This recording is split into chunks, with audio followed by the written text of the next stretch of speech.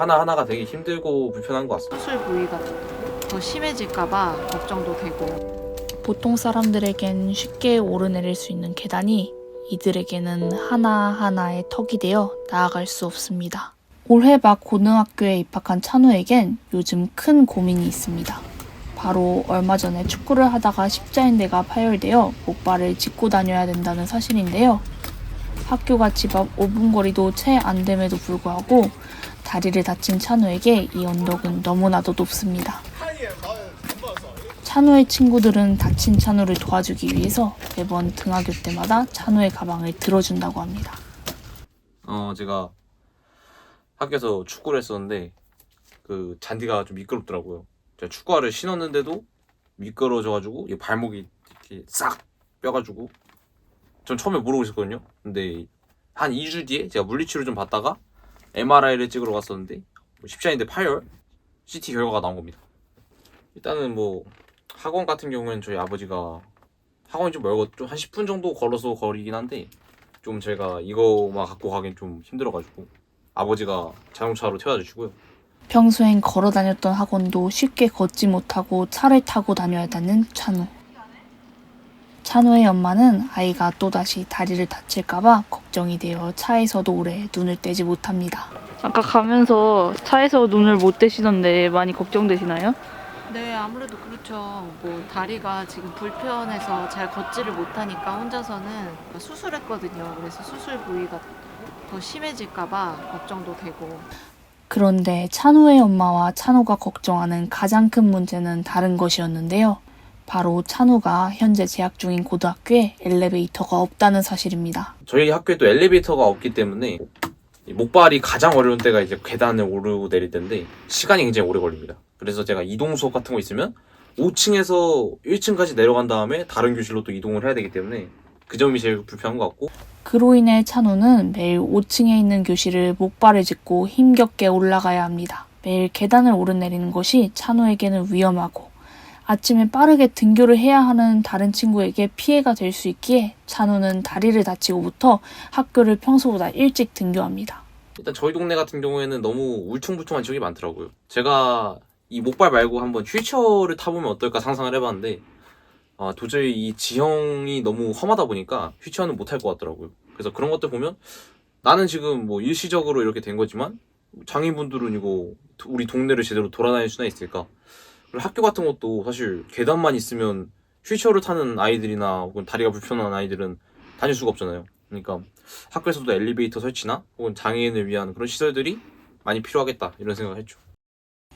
현재 찬우가 다니고 있는 학교 졸업생도 이와 같이 엘리베이터가 없어 불편함을 겪었다고 하는데요.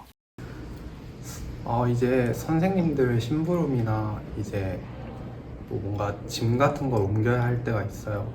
책상이나 의자나 말 그대로 선생님들 심부름도 있고 약간 교실 막 1층에서 5층 왔다 갔다 하는데도 굉장히 짐이 또 무겁다 보니까 그것 때문에 힘든 점도 있고, 다리 다친 학생들 같은 경우에는 계단이 확실히 많이 불편하고 옆에서 도와주는 사람도 꼭 필요하고 그렇기 때문에 엘리베이터는 확실히 있는 게 좋다고 생각을 합니다. 학교뿐만 아니라 다리를 다친 사람들에게 지하철 엘리베이터는 결코 편한 수단이 아닙니다. 찬우 어머니는 작년에 다리를 다치고 지하철을 이용하면서 불편함을 느꼈다고 합니다. 그때는 지금 이 개찰구에서 나와서 저기 보이는 나가는 곳 6, 7, 8 써있는 저 6번 출구로 나가면 바로 길 건너면 집이거든요. 근데 저기는 계단밖에 없어가지고 저기로는 나갈 수가 없었어요. 다리를 다쳐서. 그래가지고 이렇게 돌아서 이 안에는 엘리베이터를 타고 올라온다고 하지만 나와서 갈 때는 이게 모든 계단이 있는 곳에 그 에스컬레이터나 엘리베이터가 있어야 되는데 그게 아니라 멀리 떨어져 있으니까 돌아서 가야 되는 상황인 거죠. 지하철 모든 출구마다 엘리베이터가 없는 탓에 엘리베이터를 타기 위해서 다른 출구로 나와야 합니다. 지금 보시면 엘리베이터가 모든 출구에 비치는 게 아니라 이쪽에만 이쪽하고 저쪽도 끝에가 있는데 그쪽은 또 완전히 다른 곳이라 어. 그쪽도 많이 돌아가야 돼요. 그러니까 선택은 여기 아니면 한참을 걸어서야 등장하는 반대편 출구 엘리베이터. 엘리베이터를 타고 올라가면 또 다른 엘리베이터를 타고 또 다시 올라가야 합니다. 다리를 다친 사람들이 엘리베이터를 타기 위해서 더 많이 걸어야 하는 아이러니한 상황입니다. 엘리베이터로 나와서 저 엘리베이터를 다시 타고 반대편으로 건너가야 돼요. 네. 이게 지금 1호선 엘리베이터인 거죠? 네, 맞아요. 네. 그러니까 완전 7호선 반대편 출구로 나가서 다시 1호선 엘리베이터로 갈아탄 다음에 네. 올라가서 다시 또다시 엘리베이터를 다른 7호선 가산 디지털 단지역인가? 그때 진짜 황당했어요. 그거는 제가 타고 엘리베이터를 탔는데 제일 마지막에 내렸는데 그냥 층계 중간이었던 거예요. 그래가지고 또 계단을 엘리베이터 탔음에도 또 계단을 타고 올라가야 되는 상황이었던 거죠? 네네. 거기는 이제 또 다른 엘리베이터로 가는 길도 없었죠. 네, 그래서 다시 제가 당황해서 다시 엘리베이터를 타고 내려왔다가 에스컬레이터를 그 가산 디지털 단지역 7호선 에스컬레이터는 굉장히 길거든요. 네. 그래서 되게 위험해요. 목발을 짚고 이거를 잡고 있는다는 게. 근데 그거를 어쩔 수 없이 그렇게 이용을 했어요. 물론 뭐 제가 잘 모를 수도 있지만 그런 것들이 굉장히 안내도 되어 있지 않고 그런 것들이 굉장히 많이 불편함을 느꼈어요. 오히려 다리가 다친 사람들이 더 많이 걸어야 되는 상황이 생기는 거네요. 맞아요. 엘리베이터를 타기 위해서 더 많은 걸음을 걸어야 되는. 이 다리가 다치기 전에는 우리나라가 정말 에스컬레이터와 엘리베이터가 도처에 있어서 정말 뭐 몸이 불편하신 분들을 위해서 이런 것들이 굉장히 편의시설이 잘 되어 있는 곳이다라고 생각하고 그렇게 사람들한테 얘기하고 다녔었는데 그런 부분들이 굉장히 또 몸이 편한 사람들한테 편리한 것이지 몸이 불편한 사람들한테는 결코 이게 편하게 제작되어 있지 않다, 구성되어 있지 않다 이런 걸 많이 느껴서 엘리베이터를 타기 위해 올라와서 한참을 걷다 보면 드디어 반대편에 다른 출구로 내려갈 수 있는 엘리베이터가 나옵니다. 6번 출구로 나오면 바로 나갈 수 있는 거를 이렇게 돌아서 그죠. 한참을 돌아서 와야 됐던 거죠. 그냥 바로 나온다면 3분도 안 걸리는 거리인데 네.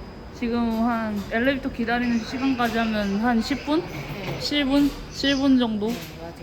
그 정도 소요가 되는 것 같습니다. 또 사람이 많을 때는 또 다 타지도 못하고 기다려야 되고 정말 원래 나가려고 했던 7호선 6번 출구로 나가기 위해선 엘리베이터에서 내리고도 또 다시 1호선 엘리베이터를 타고 또 다시 내려서 걸어가야 합니다. 쭉 걸어서 도착해야 드디어 6번 출구가 나옵니다. 여기가 이제 6번 출구. 네. 엘리베이터가 많이 있던지 아니면은 좀 목발을 짚고라도 잘 올라갈 수 있도록 이런 것들에 조금 더 그러니까 몸이 불편하신 분들이 직접 체험을 해서 어떻게 구성을 해야 더 좋을지 뭐 공원이나 지하철이나 이런 것들에 그냥 몸이 자유로운 사람들 위주의 그런 구성이 아니라 몸이 불편하신 분들이 직접 체험하면서 그런 것들을 의견을 낼 수 있는 그런 게 좀 필요한 것 같습니다. 다리가 아프기에 엘리베이터를 타는 것인데 이들은 엘리베이터를 타기 위해 오늘도 한 걸음 한 걸음 더 나아가야 합니다.